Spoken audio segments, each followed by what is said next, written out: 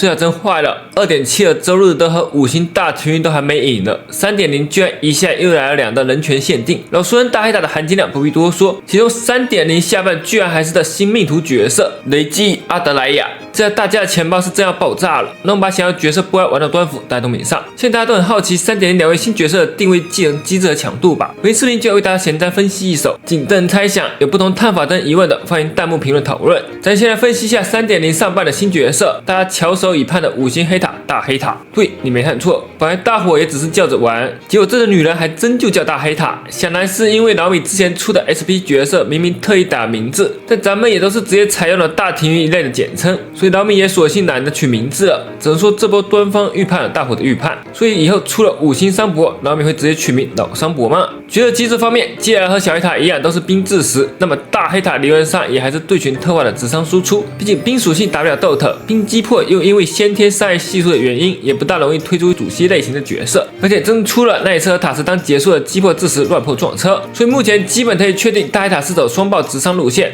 至于具体的出伤类型，武教则认为不大可能延续小黑塔的残血追击机制。考虑到这版本推出的新仪器奇想交乐园和灵莎都有意无意的提到全新的造物体系，同时大黑塔的身边也都环绕着这些镜面以及奇特的小熊玩偶，所以它有一定可能性会是新的造物体系主 C， 可以吃到交乐园的超刀爆伤加成。此外，大小黑塔同样作为兵系致时输出，同时小黑塔从设计上还是那种需要由他人触发的追击类型，所以这俩很大大率是能一起组队打虚斗。倒是大黑塔转完小黑塔转，这么一想，是不是也算召唤流了？不仅如此，现阶段翡翠加黑塔的双致时体系本身就算是虚斗叙事的泛用阵容，大黑塔如果能和小黑塔组队，那势必也能挤进这套配对，成为塔黑黄那样的终极对群通解。毕竟黑塔天天花着东斯得的预算，和真理一样也算半得东斯的人，和翡翠组队也在情理之中。同时这也符合大版本胎门角色对之前残疾体系的补强作用。不管怎么说，他腿不强，但我不能没有，想抽的现在腿开始崭新穷了，所以想等3.0第一时间拿下大黑塔，把它抱回家小板，请弹幕里投波1吧。相比上半大黑塔的定位还能在过往经验中有迹可循，下半阿德莱亚的线索就非常少了。但既然是新命图角色，它自然会和目前主流体系拥有全然不同的新机制。目前可能性最大的也还是造物体系，这例会中直挺挺的3的假人模特，就是阿德莱亚作为召唤师最大的证据。同时，如果从魔女宇宙的记忆命图做参考，阿德莱亚也有可能具备一定的控制能力，就像2.0同血组的超击破一样，3.0或许会出现离神这样的强化版超控制效果，